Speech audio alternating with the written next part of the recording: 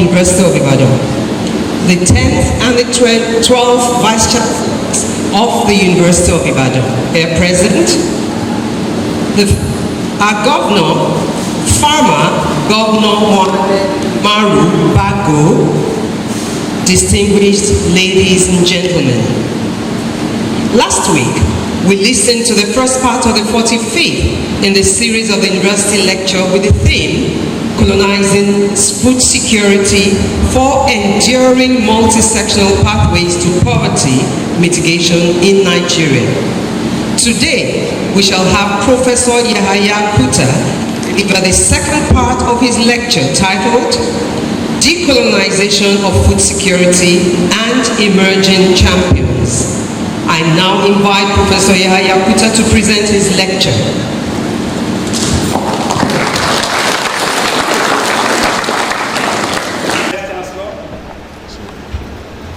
Deputy Vice-Chancellor, Administration, Deputy Vice-Chancellor, Academy, Deputy Vice-Chancellor, Research, Innovation and Strategic Partnership, Registrar, Bursar, University Librarian, Provost of the College of Medicine and Postgraduate College, Dean of the Faculty of Agriculture, Deans of other faculties and of the students, Directors of institutes, centers, Heads of departments, our distinguished special guests, ladies and gentlemen, and all of those of you watching us from all over the world virtually, you are also recognized.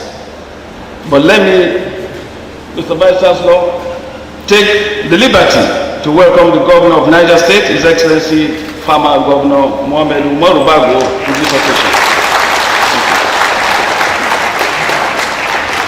The second stanza of this lecture will continue with a peek into decolonization as golden key to unlock food security and indeed the emerging champions of this cause in Nigeria.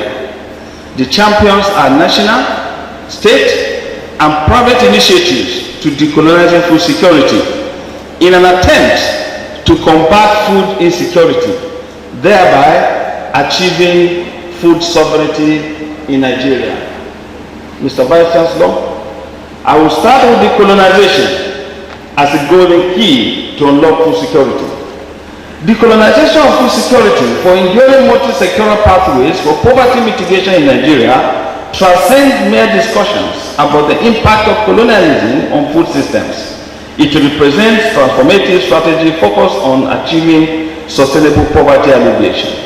Traditionally, Nigeria's agricultural sector operated primarily on a substantive model, catering to local food systems and the needs of the community. Nonetheless, the focus of colonial policies on cash crops like cocoa and palm oil for export undermined local food systems, resulting in a prolonged disruption of Nigeria's food sovereignty. The enduring impact of colonialism, along with subsequent mismanagement in the post-colonial era, have intensified the issues of poverty insecurity in Nigeria, which persistently affect both the rural and urban communities. Reclaiming indigenous knowledge system, promoting local food production, and reducing dependency on food imports, commodities are essential components of achieving food security in a decolonized context. The focus should extend beyond simply reverting to pre-colonial agricultural methods. Nigeria's food policies and strategies must promote self-reliance, sustainability, and resilience within the food system. A nation achieves food security when most of its citizens have reliable access to sufficient and nutritious food and always supports a dignified standard of living. This encompasses the provision of accessibility and ongoing supply necessary to fulfill acceptable nutritional criteria. Food insecurity encompasses the provision of adequate food necessary for a vibrant and healthy existence, highlighting both accessibility of food and the ability to obtain it. Nevertheless, The mere presence of food does not adequately account for the complexities of food security within a nation. While effective agricultural policies, good harvests, and significant food importation or aid can enhance food availability, it is important to recognize that these measures may also lead to adverse consequences or serve merely as temporary fixes. The case put forward here does not advocate for the continued dependence of Nigerians on a narrow range of foods such as cassava, yam, millet, porridge. It is not an appeal for the revival of the obsolete farming method or labor-heavy agricultural techniques. The piece promotes creative strategies focused on the rich heritage of Nigerian indigenous foods and agricultural method. These form the innovation, emphasis, community, and interconnectedness were over mere financial gain, honoring the land and our planet. Characterization of decolonizing food security in Nigeria. Decolonizing food security involves restructuring food systems to address historical injustices and inequalities while ensuring that all communities have access to nutritious food. Multi-sectoral pathways to achieve poverty mitigation are indeed embedded in multifaceted dimensions as reflected in some of the following. 1. Agroecological practices. Agroecology is an interdisciplinary and comprehensive approach that integrates ecological principles with agricultural practices to promote sustainable food systems. It is more than just a set of farming techniques. It encompasses economic, social, cultural, political dimensions aimed at creating a just and sustainable food system. There are several practical agricultural ecological practices that contribute to food security and the decolonization of food system. These are agroforestry, permaculture and intercropping, polyculture and intercropping, and seed saving. By blending ecological principles with social justice, agroecology offers a pathway to restore balance to the global food system, ensuring that food production is ecologically sustainable, socially just, and rooted in local and indigenous knowledge. Land rights and access. Land rights are central to food security because they define who controls the land, how it is used, and who have access to its resources. Without secure land tenure, people are vulnerable to displacement, exploitation, and inabilities to sustain their food needs. To practically realize this, advocating for legal reforms, land restriction, community land trusts are strategic options available to institutionalization. Community-led initiatives. Community-led initiatives are vital to the decolonization of food systems and the enhancement of food security. By empowering local communities to control their food production and distribution, this initiative challenge the legacies of colonialism, reclaiming cultural knowledge and promote ecological sustainability. This initiative provides a path towards creating food systems that are just, equitable, and resilient in the face of both historical injustices and modern challenges. Education and capacity building. Education and capacity building are central to decolonizing food systems and achieving food security. They empower communities to reclaim their food sovereignty, restore traditional agricultural knowledge, and build more sustainable, resilient food systems by prioritizing local knowledge, addressing barriers to education, and equipping individuals and communities with the tools and skills they need. We can foster more just and equitable food system. Policy advocacy. Policy advocacy involves advocating for changes in laws, regulations, and practices at local, national, and global levels to create food systems that prioritize food sovereignty, land and resource justice, agroecology, and sustainable agriculture, and equitable food distribution and access for marginalized groups. To achieve the goals of food security and decolonization, policy advocacy efforts must focus on several key means, which include land rights, trade policies, agricultural subsidies, and the protection of indigenous knowledge. Diversification of food sources. Historically, many indigenous and local farming systems thrive by growing a variety of crops tailored to local environment. This approach minimizes the risks associated with pest outbreaks, disease, and fluctuating market prices. Crop diversification can take the form of promoting multi-cropping polyculture instead of planting single crops over the vast areas monoculture. For livestock, there would be need for a variety of livestock, e.g. poultry, goats, sheep, cattle, rabbits, and pigs.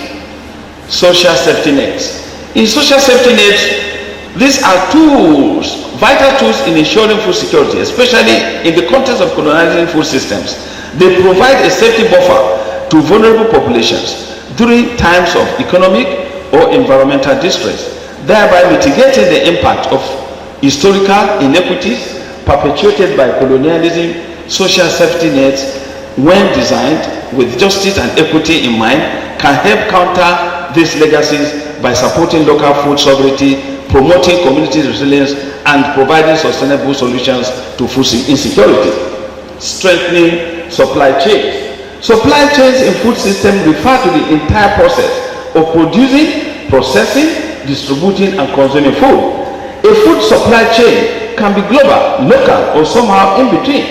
In decolonizing food security, it is important to recognize how colonial structures of food distribution have historically prioritized profits over people's needs, marginalizing smallholder farmers and promoting exploitative agricultural systems. In the process, key strategies for strengthening food supply chains in the context of decolonization include localizing food systems, shortening the supply chain, and promoting local food. Who remember Inan Strait in Mopala, Amala joint? If you have not visited Inan Strait in Ibadan, you have not come to Ibadan. So those are the kind of decolonization missions that we must encourage: research and innovation.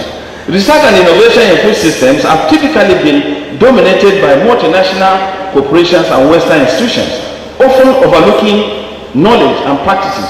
Therefore, decolonizing food security through research means fostering innovation and respect local traditions, integrate indigenous knowledge systems, and support the autonomy of marginalized communities. Research and innovation strategies should aim at being community-driven, with research being conducted in partnership with local farmers, indigenous people, and marginalized groups to ensure that the solutions are culturally appropriate and grounded in local realities. Collaboration across sectors. By working together, sectors can address root causes of food insecurity, foster inclusive participatory decision-making, leverage diverse resources and expertise, and create synergies for sustainable development. By integrating these pathways, it is possible to create an equitable and sustainable food system that not only addresses food security, but also contribute to poverty alleviation and food sovereignty and social justice. The emerging agent of decolonization. The issues of food security and poverty alleviation in Nigeria are widely recognized and thoroughly documented. Nonetheless, expressing sorrow about the present circumstances without tangible action is futile.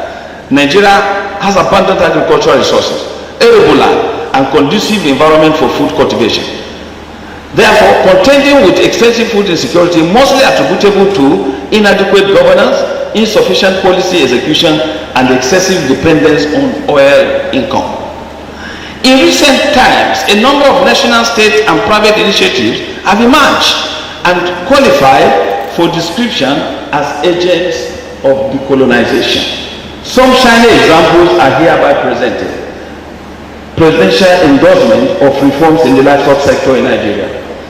Acknowledging the importance of livestock sector, President Bola Ahmed Tinubu has instituted a comprehensive reform plan to enhance livestock output, strengthen food security, and provide enormous possibilities along the value chain.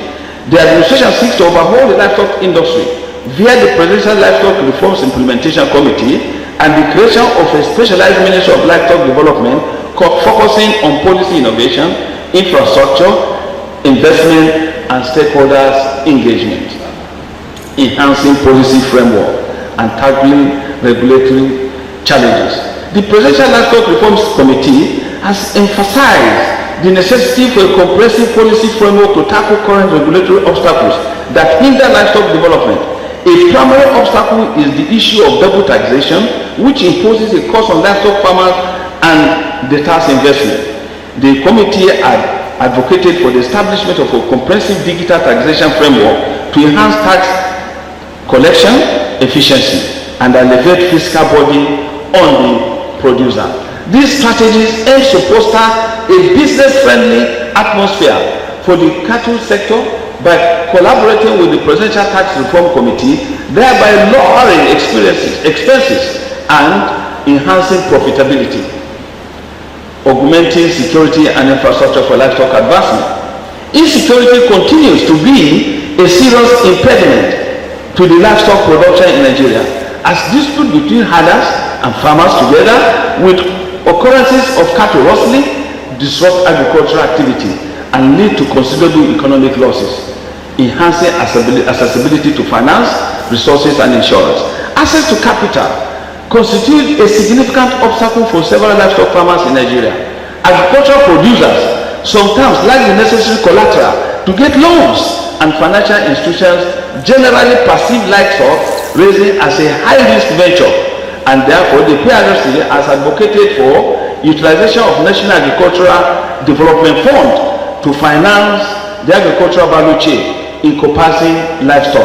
This fund seeks to facilitate financing assets for livestock producers, allowing them to invest in contemporary technologies which broadens operations and enhance productivity.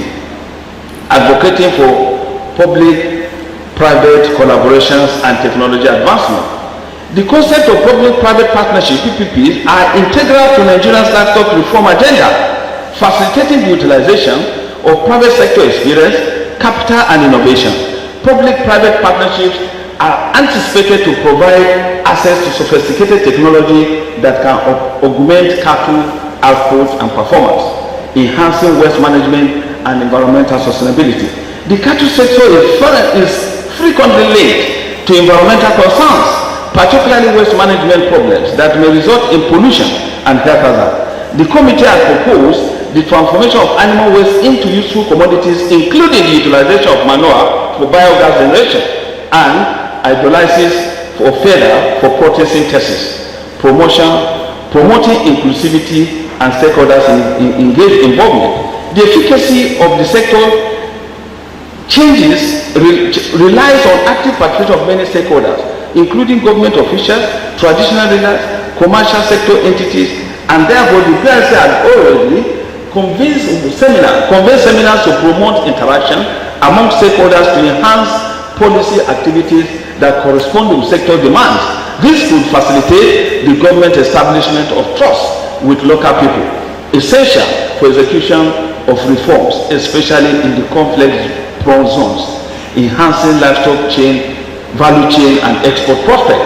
The cattle business, among others in Nigeria, are considerable potential for expansion, both domestic and international market. President Tinubu's extensive livestock reform initiative seeks to convert Nigerian livestock sector into a productive, sustainable, and economically viable business entity. Collaboration across federal, state, local entities can revitalize the livestock industry to address the requirements of Nigeria's expanding population and support the nation's development objectives. Mr. Vice-Chancellor, coincidentally, I have here a Niger State visionary leadership as example of one of the emerging champions. Niger State has emerged as a role model for agricultural reform and food security measures in Nigeria, thanks to Governor Mohammed Umaru Bago's forward-thinking leadership to promote long-term growth in the agricultural sector. The state is focusing on developing value chains within the industry, increasing local output and attracting foreign direct investment. Within this strategically located plentiful arable land, Niger State plans to become a regional and national food powerhouse, fostering an atmosphere that is favorable to smallholders and private firms within the purpose to reshape agricultural landscape in Niger State, which serves as a remarkable example of method in action. Mopa Cattle Ranch and Bida Rice Processing Mill, in addition to the new initiatives like the Dangote Rice Mill that will be sited in Ushishi and will be the biggest in the entire African continent. Lessons from this agricultural value revolution since 2023. President Bola Ahmed Tinubu launched the massive agricultural mechanization initiative of the farmer governor on March 11, 2024. The world was astounded with the massive display of mechanized equipment, first of its kind by any subnational, that included the following: 1,100 Gen D tractors, as you can see, 500 case tractors, 140 combined harvesters, 6,000 implements comprising plows, harrows, ridges, planters, boom spreaders, fertilizers, spreaders, and drums, 500 units of combined harvesters, 10,000 hand tillers for small farmers, 10,000 solar irrigation pumps, 1,000 pivot irrigation systems. And in 2024, Niger Foods did a direct cultivation of 107,000 hectares of land, 92,000 by smallholder farmers, yielding about 1 million tons of rice, maize, sorghum, cowpea, yam, cassava, millet, soybean, sesame. They are currently on the highest mechanization capacity in Nigeria, with the harvest of heavy mechanized equipment at their disposal. Mr. Vice-Chancellor, sir, it will interest you to note that this has broken the age-long rudimentary agricultural practice with crude implements. This has even enabled effective female participation in agriculture. Our learning institutions have something to learn from this gentleman. This lesson from Niger State is good for the nation. There is no doubt this massive revolution and step of meeting the FAO recommendation of 1.5 horsepower per tractor and extensive labor saving, where it takes 60 days to cultivate an hectare of land using hand hoes, 3 days with drought animals, less than a day using a tractor powered precision. Governor Bago, you have brought hope, making agriculture interesting again, and that even our students now want to go to serve in Niger State. After interaction with some of them, they were, for obvious reasons. I can see young girls driving tractors, and Your Excellency, I can tell you that 77 years after, the oldest faculty of agriculture, our students are still training using hoes and cutlasses, while your coppers are driving tractors. Mr. Vice-Chancellor, I think there's something to benefit from Niger State. The government established SPV, the Niger Food Security Systems and Logistics Company, for procuring machinery and technology for cultivation, which included, among others, provision of 1 million banana suckers, agricultural land for farm estates, water resource and irrigation development, establishment of nurseries for 1 billion trees, transforming agriculture through village level infrastructure, promoting agricultural and rural development and youth empowerment, poultry houses and hatcheries, cattle-related dairy products, establishment of food parks, modern fish hatcheries, and indeed a $16 million intervention for planting 19 million trees. Just recently, the government has already designed and completed takeoff of 2,000 greenhouse and hydroponics, which are have 10 times yield capacity than outdoors, which will be the game changer in terms of the issue of security and climate concerns. In Niger State, the Niger Foods infrastructure development and handling food export and local consumption cannot be oversized. It has a system that thrives on international best practices, sanity, rule of law. Hence, Niger State to derive its economy and fix the food insecurity through improvement in agricultural productivity, justify all ongoing initiatives and measures in place, which include infrastructure development. This component is supporting the establishment of special agro-processing zone to catalyze primary production activities and aggregation of commodities, provision of both hard and soft infrastructure that create enablers for public-private sector investment, to include among others, downstream axis of value chain. For instance, export promotion is generated with Bola Ahmed Tinubu International Airport, Mina, now a specialized agricultural processing free trade zone for perishable agro-cargo handling, production, and processing storage, greenhouse hydroponic centers, and packaged houses for post-harvest improvement operations, ensuring better produce quality and compliance in terms of higher export market prices, agricultural primary production. The components to boost food supply through the production linked to infrastructure with specific attention to livestock sector. Niger State intends to unleash the power of pastoral sector by the future of intent developing livestock enterprises. Niger State is the only state in Nigeria with a Ministry of Livestock Development and a Ministry of Pastoral Affairs and Nomadic Affairs in Nigeria to take care of the nomads and reduce the issue of conflict. Also, the promotion of quality awareness and specific constraints that achieve higher productivity and added value for improving the performance of and poverty reduction. Lessons from value chain enhancement. One of the Niger State initiatives that focus on value chain began when I had the privilege of even serving as Commissioner for Agriculture. And indeed, it has lasted and created value chain for the production and processing and marketing and distribution of foods, especially rice, along the value chain development initiative. The fortification of agricultural value chain plays a pivotal role in advancing sustainable agricultural development on both a global and local scale. Niger State stands out as one of Nigerian states effectively employing a value chain approach to agricultural development. The state has witnessed notable progress in agricultural development attributed to meticulously designed, implemented FGD, Federal Government IFAD Value Chain Development Program. This program operates under distinct components. Component 1 focuses on agricultural market development because most of the farmers produce and they don't get benefit for their production. So this one provides guaranteed minimum price options, and already 1,379 memoranda have been signed, and you can imagine it has created jumbo agricultural remitted roundtable partnership with Onyx Rice Mill, Kasisal to support 100,000 small farmers and provide continuous training in the use of technology and innovation. Domestic food production. The leadership of Niger State has initiated the production of fundamental method of attaining food security. The state has enhanced output, decreased reliance on food import, local food production with inputs that include seeds, fertilizer, and mechanization.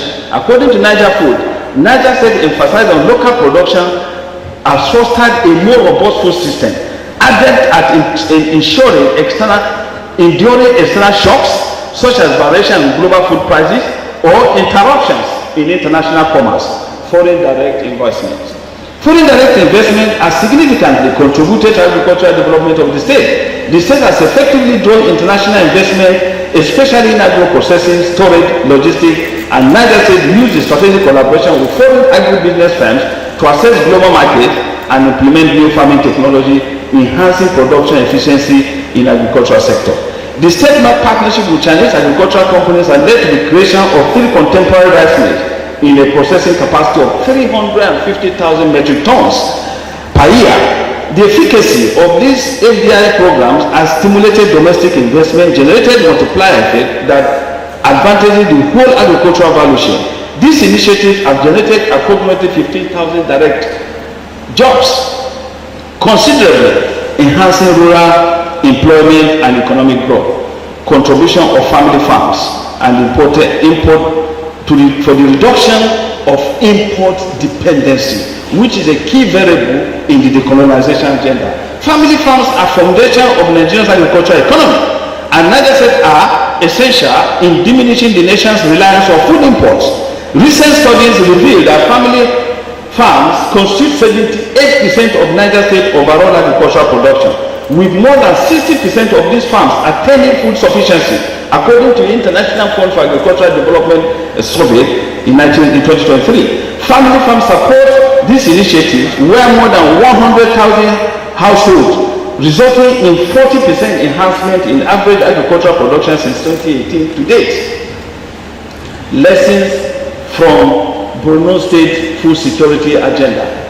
The Governor of Borno State, Professor Baba Gana Zulu, MNI, and UI Ambassador has raised the bar and has significantly impacted on the space of Borno State since he took over from his boss, Vice President Kasim Shettima, in 2019. The agricultural revolution in Borno State has been transformative, driven by several initiatives and development aimed at enhancing food productivity and sustainability.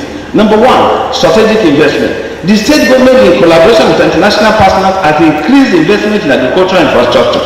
This includes development of extensive irrigation systems, particularly in the Chad Basin area of Baga and mega farms across the state, which have allowed for years of all-round farming in the dry season.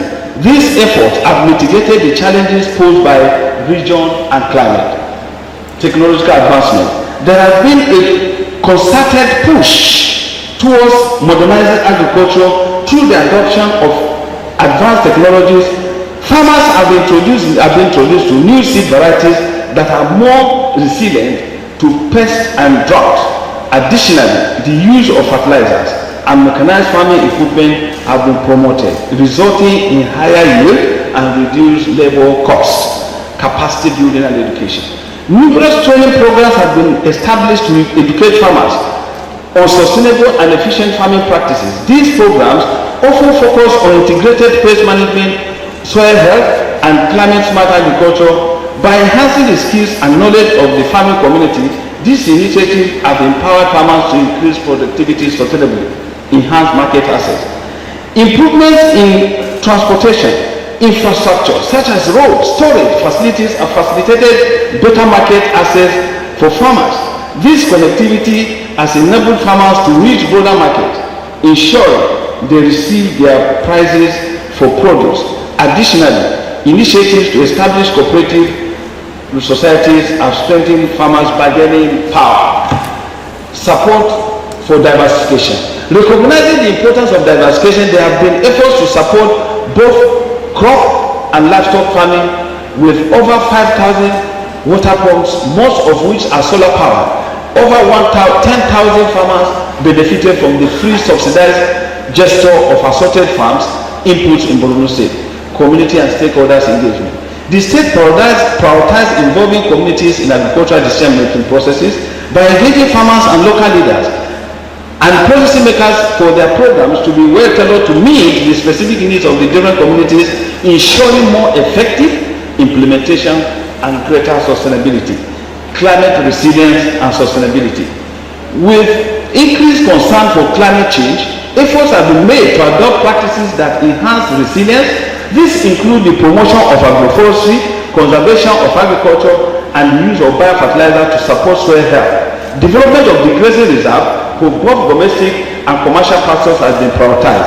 This is aimed at mitigating farmer-handlers conflict. Livestock development. Governor Zulu made history on January 11, 2025 when he commissioned the first 3 livestock improvement and ranch settlement at Nganaram in Mafa local government area, Borno State.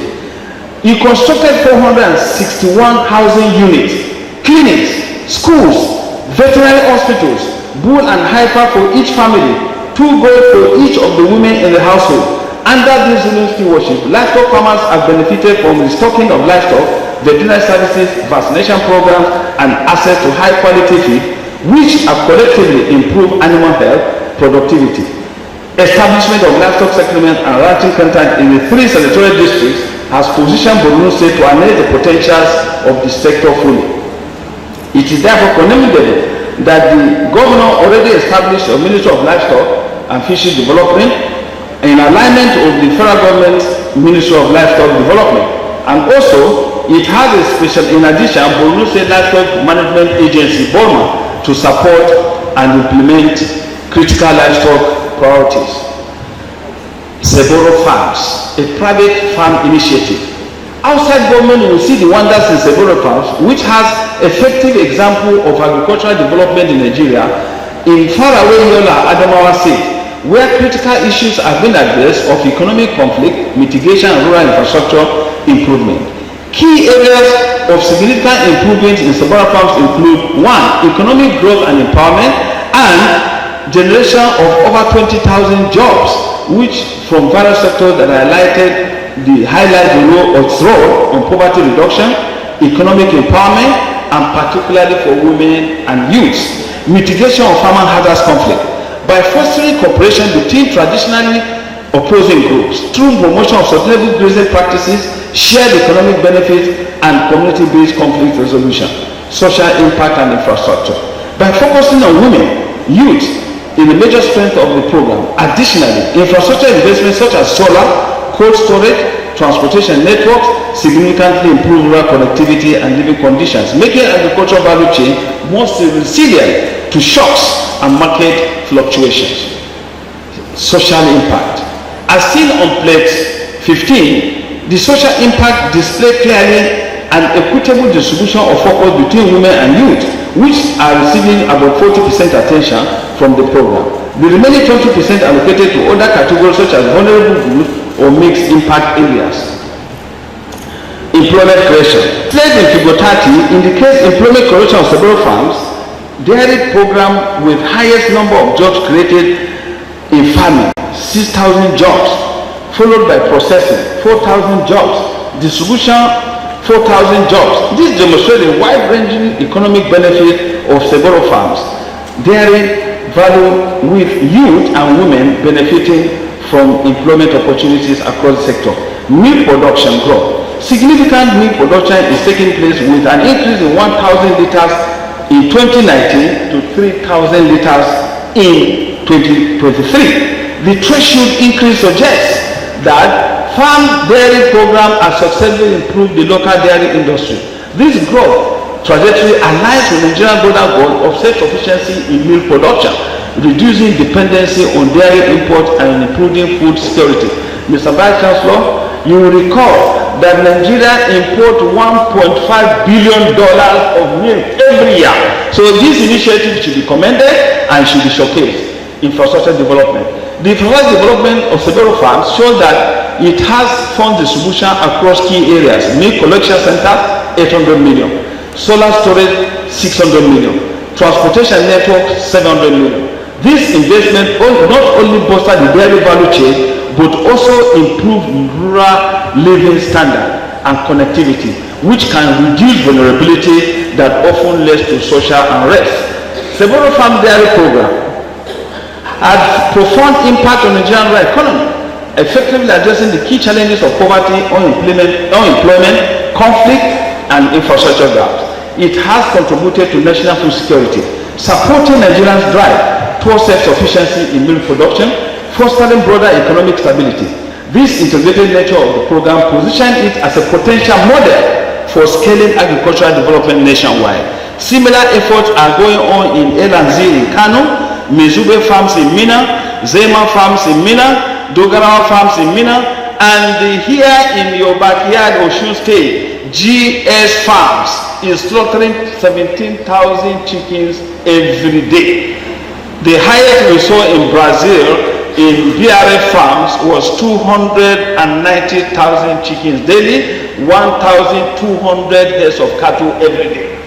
Mr. Vice-Chancellor, we need to do something so that Nigeria can leverage on this advantage, but the time is not on our side. Lessons from Oyo State agribusiness.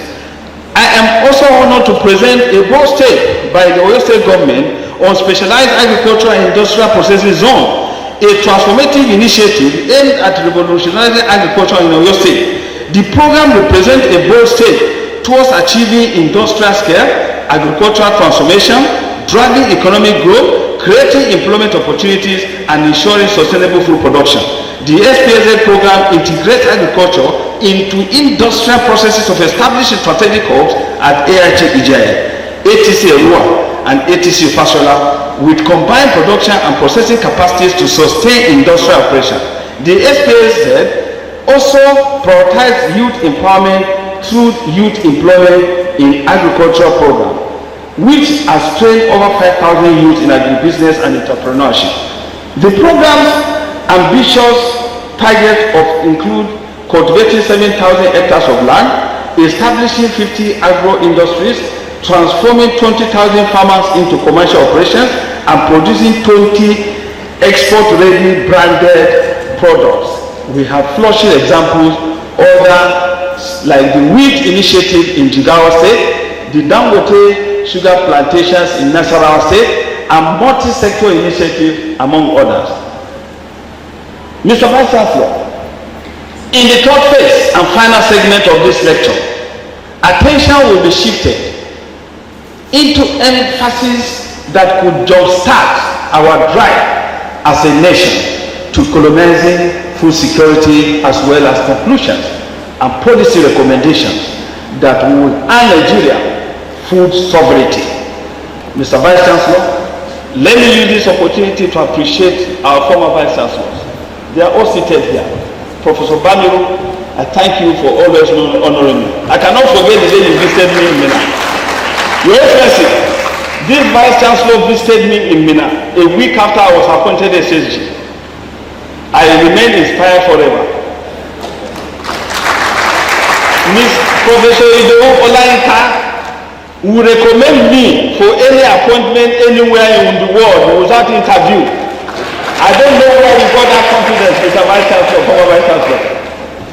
And Your Excellency, Mama Olawe was the person that employed me in UA.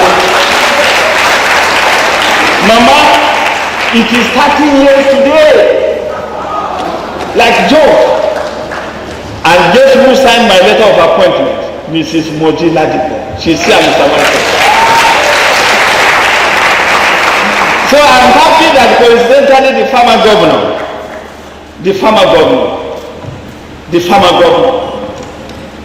I'm sure you all will benefit from your coming to this place today. You are the game changer in Nigerian agriculture. I have no doubt in my mind. Anytime I see our students in the practical year farm with hoes and cutlasses, I get disappointed. But you have changed the game. I see young girls driving tractors. Last week, when Mr. Sheyi Tinubu came to Mina, he was driving around the farm by those girls. I think he was moved to his bone marrow. He couldn't believe it. So, Mr. Vice Chancellor, let me appreciate the farmer governor for not only, even Ibadan, closing of Ibadan airport could not stop you from coming here. I'm not taking this for granted. It shows how you take food security seriously as a vocation and also as your government. Even my daughter could not resist joining you from San Francisco. Yesterday, she flew from San Francisco unannounced. When I was angry, why don't you watch over Zoom? Many people are watching. She said, no, if the former governor will come, I will come from Washington. Thank you, Your Excellency. Mr. Vice Chancellor, with all the distinguished people that have come, Barrister Ndarani, SAN, my brother, I appreciate you for this wonderful thing, for refusing to go to court today. Thank you for honoring your wife. Thank you, thank you. Distinguished ladies and gentlemen, I will leave the remaining story for the last stanza. That last stanza will be explosive, and that is where the final story will be told. Thank you very much, and God bless you all. Thank you.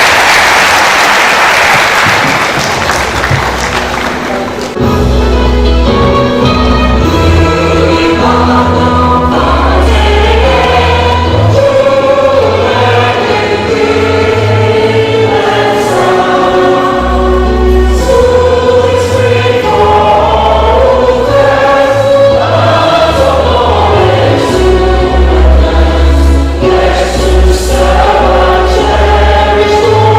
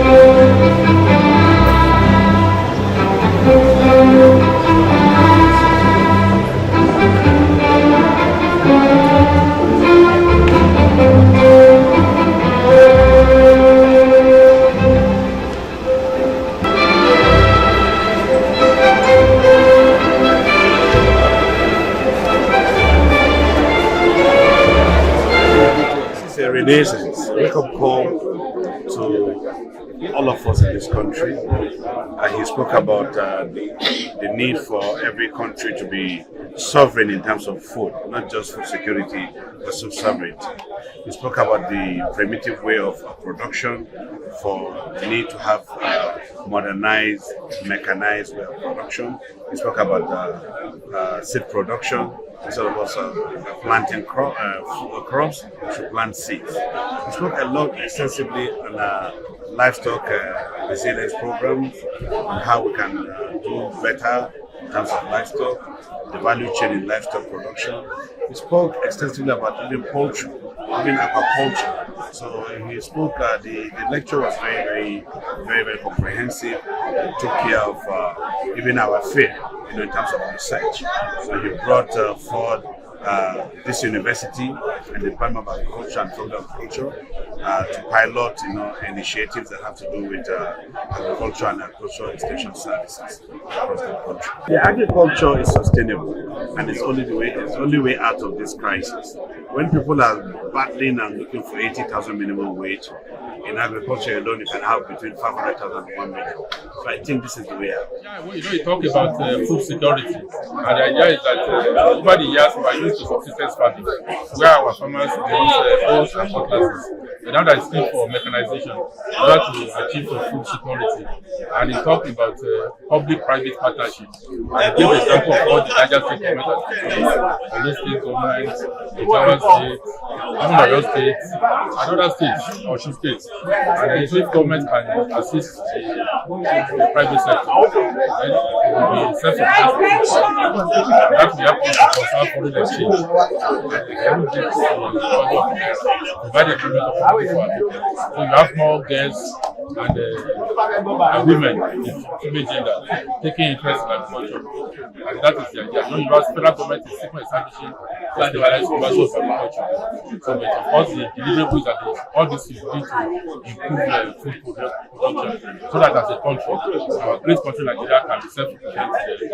And it's not just the production, even the transportation, the processing, and at affordable prices to our TB population. Advice to Nigerian youth, for them to see value in going to agriculture, not the subsistence one that they are using hoes and cutlasses. It's going to be mechanized. As you can see, it showed a lot of tractors. I mean, this will not be easy for individuals. But if government can assist them, it will. Number one, you must appreciate the fact that when you take Nigeria last piece, virtually state-owned, and the land tenure system vested the ownership of land under the state government. But it's only the governor that assigns certificate of capacity for lease, whatever it's do, either for construction of the farm for a number of years. So governors and subnationals are critical in any venture. Land, they know where the lands that are not encumbered are. They know where the lands that are agroecologically consistent or static crops are. And now that livestock sector is being opened by President Bola Tinubu, we now have to leverage on the fact that there are comparative advantages across states based on agroecological and environmental situations of various states. There are certain states that are doing well in pig group, like Benue. There are states like Niger that house multitude millions of heads of cattle and the largest land mass in Nigeria. So if you want to do anything in livestock in Nigeria, go to Niger State to get land. It's only in Niger State you can get unencumbered land of 100,000 hectares at a time. Because it's massive, 76,000 square kilometers. In Niger State, you can get southeast Nigeria twice, and you have 10,000 change. Because the entire southeast Nigeria is at 2,000 square kilometers. You can get the entire southwest from Niger State. The southwest is 66,000 kilometers out from that Lagos. So if you take all this, you can massively invest in agriculture. Because if you go to Brazil, you see the massive mechanization and the coverage of land and the animals. It's unbelievable. So Nigeria have no potential, so we can do better. And I'm sure this is a game changer that this lecture is going to work on. And I'm sure by the time you listen to the next lecture, the multi-dimensional or multi-sectoral pathways for enduring poverty mitigation in Nigeria is going to be a game changer. And I'm sure many people will be interested in what happens. Now, we have talked about the issues, the problem of colonization of agricultural space in the first one. Now, we have also talked about the colonization of agricultural potentials. How can we decolonize? We have seen states that are making giant strides, and we have given examples of what they are doing, practical, hands-on, that you can relate with. So we will give these examples. We know it will be implicated in all the taxes of the federation. That means the issue of food importation, the issue of hunger, the issue of malnutrition will not be there. But we must leverage on our comparative advantage. We can't be dealing with hoes and cutlasses and think our agriculture can improve. The potential for agriculture in Nigeria is tied down to mechanization and irrigation supported agriculture, not rain-fed. Rain-fed is those owners, and the rest is on part of Nigeria more than 3 maximum 4. So you are going to wait for the remaining 8 months doing nothing. You don't see the wicked. That's not good for Nigeria. And that's not what we desire. What we desire is continuous farming so that we produce more and by and large value addition. And that's why we're emphasizing value chain development. Not just produce, you go and sell for somebody to go and produce for another country and bring back. It's not acceptable. Look at our cocoa, for instance. A country that does not have one plant of cocoa produces the best chocolate in the world, and the whole world is Russia. So if we're able to produce just chocolate in Nigeria and export to the rest of the world, what will happen? More money for Nigeria. So I believe this is the game changer. This is an eye-opener, and I know government at all levels are doing their best. And we need to emphasize that they can do that. That's what the essence of decentralization and advocacy is to achieve. We need to depart from the way of doing things in the old model way. In fact, the way it is now, there should be, with this type of development, there should be amendments in most of our laws in Nigeria to reflect modern farm mechanizations. And I will also advocate that there should be an amendment to our laws that will also reflect the practice and practicability of farm mechanizations in Nigeria, both the food sustainability in the country. Since the population is increasing, farm mechanization has become so apt in this current stage. I don't want to let the cat out of the bag, but I think you advocate practical private sector participation in the agro-allied business. And that's why you gave an example of Sebore Farm and the way Governor Bago has been able to intervene, changing the face of agro-allied business through technology. Discarding, what is decolonization? Discarding the whole method of doing it. Rather than use cutlass at home, tractors and other machinery and then deploy it in the farm. And I think the notable feature is the fact that we have female drivers, operators of tractors. So how can this help improve on agricultural production? It means more acreage. More acreage will be covered, and once you are able to produce more, it means the nation will be secure. There will be periods of scarcity and all that.